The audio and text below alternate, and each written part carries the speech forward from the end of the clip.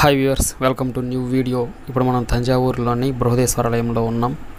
ఈ టెంపుల్ ఒక UNESCO world heritage centre.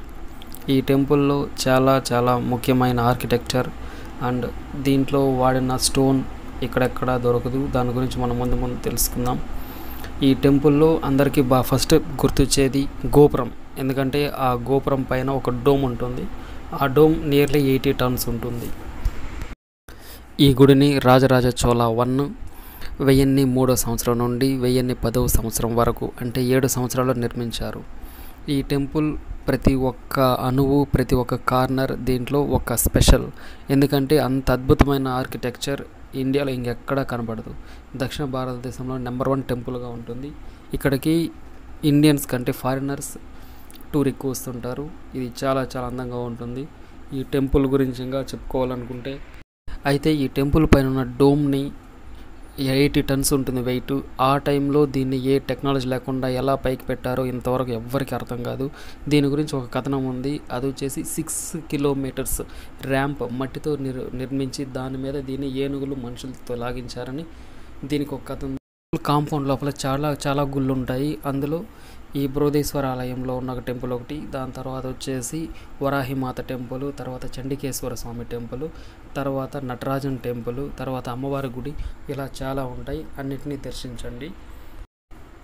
ఇలా చూస్తున్న ఈ శిల్పం, ఇది ద్వారపాలకులు, శివాలయం ముందున్న ద్వారపాలకులు. వీళ్ళ ఇక్కడ గుడి మీద అన్ని పెద్ద విగ్రహాలు, అన్ని పెద్ద చక్కడాలే ఉన్నాయి. నిజంగా చాలా బాగుంటాయి. ఇక్కడ కనిపిస్తున్న ఒక్కొక్క విగ్రహం మీద ఒక్కొక్క విగ్రహం ఉంటుంది. ఇది మహావిష్ణు విగ్రహం. ఏది కూడా ఇంకో దాన్ని పోలి ఉండదు. ఇక్కడ వచ్చి గేట్స్ క్లోజ్లో ఉంది. ఇది వచ్చేసి మెయిన్ గోపురం, హైట్గా ఉంటుంది. ఇక్కడ వచ్చేసి మీకు దక్షిణామూర్తి గుడి ఎక్కడ ఎత్తున్నారు అందరూ. ఇది ఇంకా బాగుంటుంది. మీకు ఇదే దక్షిణామూర్తి గుడి. మీకు ఆఫ్టర్నూన్ ఇది అప్ టు 12 వరకు ఓపెన్లో ఉంటుంది గుడి. తర్వాత 4కి ఓపెన్ చేస్తారు రోజు. దాని లోపల మనం కాంపౌండ్ లోపల ఉండాలనుకుంటే ఉండొచ్చు, లేదంటే వెళ్ళిపోవచ్చు. ఇక్కడ చూస్తున్నది మొత్తం టెంపులే. ఇది మీరు చూస్తున్న చండికేశ్వర ఆలయం. ఇక్కడ చాలా బాగుంటుంది. ఇక్కడ ఉన్న చెట్టు, ఇక్కడ పైన దేవుడు కనబడతారు. ఇక్కడ దీని లోపల వచ్చేసి చూస్తే మనకు ఉత్సవాలప్పుడు ఉపయోగించే వాహనాలన్నీ మనకు దర్శనమిస్తాయి. ఇలాగ వెళ్తుంటే ఇక్కడ లెఫ్ట్ సైడ్లో మనకు చాలా శివలింగాలు కనబడుతూ ఉంటాయి. ఇక్కడ చూస్తుంటే కాళీ అమ్మవారు ఈ శిల్పాన్ని మహిషాసుర మర్దిని రూపంలో ఉన్నారు. ఇది వచ్చేసి వాటర్ ఫౌంటైన్, అంటే పైన గుళ్ళో ఉన్న వాటరు, అభిషేక వాటర్ అంతా వచ్చి ఇక్కడ పడుతుంది అనమాట.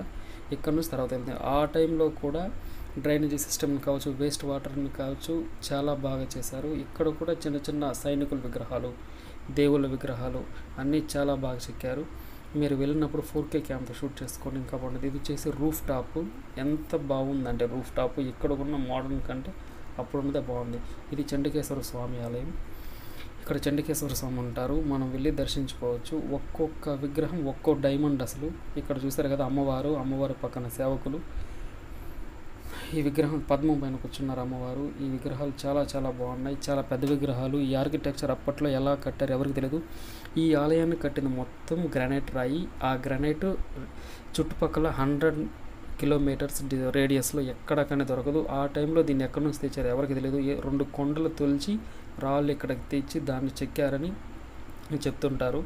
గుడిని 1987లోనే యునెస్కో గుర్తించింది వరల్డ్ హెరిటేజ్ సెంటర్గా. ఇక్కడ కనిపిస్తున్న ఒక్కో బండ మీద, ఒక్కో పిల్లర్ మీద ఎంతో అద్భుతమైన విగ్రహాలు చెక్కారు. మనం చూస్తే 2 కళ్ళు సరిపోవు, అంత బాగుంటాయి. ఇక్కడ వచ్చేసి గార్డెన్ ఉంటుంది. నిజంగా చాలా బాగుంటుంది. చిన్నపిల్లలు ఉన్నవారు మస్ట్ అండ్ షుడ్ వెళ్ళండి, ఎందుకంటే పిల్లలు బాగా ఆడుకోవడానికి మంచి ప్లేస్గా ఉంటుంది. అలాగే గుడి వెళ్ళినట్టు కూడా ఉంటుంది. ఇక్కడే మనకు వారాహిమవారి టెంపుల్ కూడా ఉంటుంది. ఇక్కడ కనిపిస్తున్న వారాహిమవారి టెంపుల్ గుడికి లెఫ్ట్ సైడ్ ఉంటుంది. మనకు గుడికి రైట్ సైడ్, లెఫ్ట్ సైడ్ చాలా టెంపుల్స్ ఉంటాయి. అన్నిటినీ విజిట్ చేయండి, దేన్ని మిస్ చేయకండి. చిన్న రాయి మీద కూడా ఎంతో అద్భుతమైన శిల్పాలను చెక్కుంటారు. అసలు ఇది 16 ఫ్లోర్స్ ఉన్న ఈ టెంపుల్ అసలు అప్పట్లో ఎలా చేశారు, ఎలా కట్టారు అనేది ఇప్పటికీ మిస్టరీగా ఉంది. ఎందుకంటే ఒక్కో ఫ్లోరు ఒక్కో స్టైల్లో ఉంటుంది. ఒక్కో విగ్రహం కనిపించిన విగ్రహం మళ్ళీ కనపడదు. అలా జాగ్రత్తగా కట్టారనమాట. ఇది చాలా పెద్ద గుడి. మీరు ఖచ్చితంగా వెళ్ళి చూడాల్సిందే. ఇక్కడ రూఫ్ టాప్ పెయింటింగ్స్ కూడా చాలా బాగుంటాయి. ప్రతి గోడ మీద కూడా చాలా పెయింటింగ్స్ కనపడతాయి. మీరు ఇక్కడ చూస్తున్న నంది 20 టన్స్ ఉంటుంది. ఇప్పుడు చెక్కిన తర్వాత 20 టన్స్. చెక్కక ముందు ఎంత ఉంటుందో ఎవరికి తెలియదు. ఇది చాలా అద్భుతంగా ఉంటుంది. ఇక్కడ చాలా చాలా శివలింగాలు దర్శనమిస్తాయి. ఇలా వెళ్తుంటే ఆ లెఫ్ట్ సైడ్ ఫుల్గా ఉంటాయి. వెళ్ళినప్పుడు దర్శనం చేసుకోవచ్చు. ఇది ఈవినింగ్ టైంలో బృహదీశ్వరాలయం సన్సెట్ టైంలో ఇది చాలా బాగుంటుంది. బ్యాక్గ్రౌండ్ ఆరెంజ్ కలర్లో ఫ్రంట్ టెంపుల్. ఇది నైట్ విజన్ కూడా ఇంకా బాగుంటుంది. లైట్స్ అన్నీ వేస్తారు. లైట్స్ చిన్నపిల్లల్ని తీసుకెళ్తే ఆడుకోవడానికి చాలా బాగుంటుంది. వాళ్ళు ఎంతో హ్యాపీగా మంచిగా ఫీల్ అవుతారు. ఈ టెంపుల్ గురించి చెప్పాలంటే ఇంకా చాలా విశేషాలు ఉన్నాయి. ఈ టెంపుల్ నీడ పడదని ఒక అపోహ ఉంది. కాదు, పడుతుంది. టెంపుల్ మీద టెంపుల్ నీడ పడదు. అంతే. బాయ్.